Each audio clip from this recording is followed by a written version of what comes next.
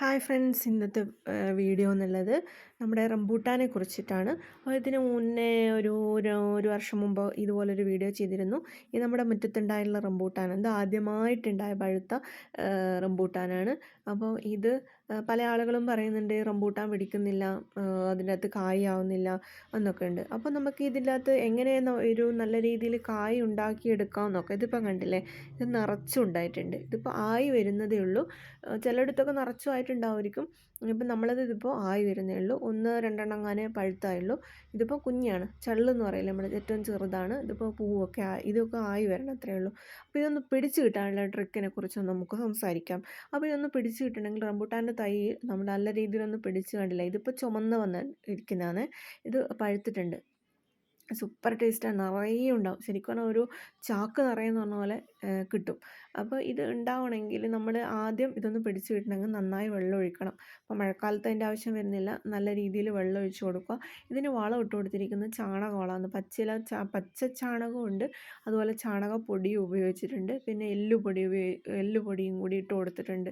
അപ്പോൾ അത്രയും വളം മാത്രമാണ് ഇതിനിട്ടത്. പിന്നെ ഇത് വെള്ളം നന്നായി വേനൽക്കാലത്ത് വെള്ളം ഒഴിച്ച് കൊടുക്കലുണ്ട്. പിന്നെ ഇത്രയൊക്കെ പരിചരണം മാത്രമേ ഇതിനാവശ്യം വരുന്നുള്ളൂ.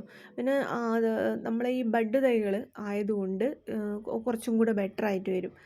പിന്നെ ഇത് നല്ല വെയിൽ കിട്ടുന്ന സ്ഥലമാണ്. പിന്നെ ബഡ് തൈകളെന്ന് പറയുമ്പം ഒരുവിധം എല്ലാം ബഡ് തൈകളും കുറച്ച് ഉഷാറിൽ കായ്ച്ച് വരുന്ന കാണുന്നുണ്ട്. അപ്പോൾ കുറേ മുമ്പേ കിട്ടുന്ന തൈകളെ കാണും ഇതുപോലെ ഉള്ള ഹൈബ്രിഡ് തൈകളൊക്കെ എന്താ പറയണ്ടേ, നല്ല ഉഷാറിൽ ഫലം ഉണ്ടാക്കി തരുന്നതാണ്. ഇതിപ്പം കാണുന്നില്ല, ഇതിൻ്റെ അറ്റത്ത് വരെ നല്ല രീതിക്ക് ഉണ്ടായിട്ടുണ്ട്. അപ്പോൾ ഇത് ഇത്രയൊന്നുമല്ല, ഇതിപ്പോൾ പഴുത്ത് കഴിയുമ്പം ഭയങ്കര സൂപ്പറായിരിക്കും കാണാൻ. കാരണം ഈ പച്ച ഇലയും അതുപോലെ ചുമന്ന കായും കൂടെ ആകുമ്പോൾ ഭയങ്കര രസമായിരിക്കും. നല്ല ചുമന്ന നിറത്തിലുള്ള കായ, അത് കാണാൻ തന്നെ രസമാണ്. ഇതിപ്പോൾ ആയി വരുന്നതേ ഉള്ളൂ, ചെറുങ്ങനെ ആയി വന്ന്. അപ്പോൾ 1-2 പഴുത്തുള്ളൂ, ബാക്കി മൊത്തം ആവാൻ കിടക്കുന്നേ ഉള്ളൂ.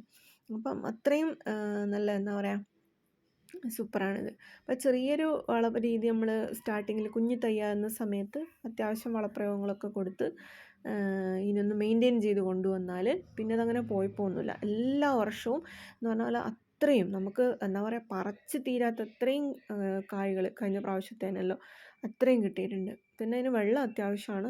പിന്നെ ഇതുപോലുള്ള തൈകൾക്കൊക്കെ വെള്ളം ഒഴിച്ച് കൊടുക്കണം നല്ല രീതിയിൽ. വെള്ളവും വളമൊക്കെ കൊടുക്കുമ്പോഴാണ് ഇത് ഉണ്ടായി വരുന്നത്. അപ്പോൾ ഇത് തൈയായിട്ട് കൊണ്ടുവന്ന് നട്ടിട്ടുള്ളതാണ്.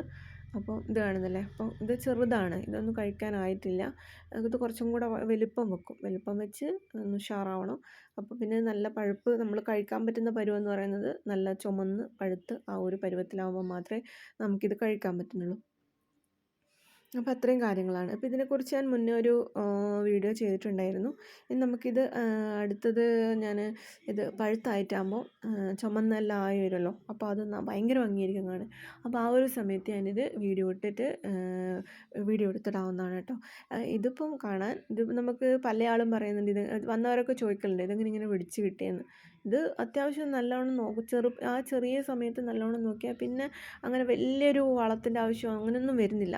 ആ ഒരു ചെറിയ നട്ടപാടുള്ള സമയത്ത് നല്ലോണം കെയർ ചെയ്ത് വെള്ളവും വളമൊക്കെ കൊടുത്ത് അതിനൊന്ന് കുറച്ച് വണ്ണം വെച്ച് വലുതായി വന്നാൽ പിന്നെ അങ്ങനെ ഒരുപാട് വളത്തിൻ്റെ പ്രയോഗമൊന്നും ആവശ്യമില്ല. പിന്നെ ബഡ് തൈകളായതുകൊണ്ട് പൊതുവെ നല്ലോണം കായ് ഉണ്ടാവും.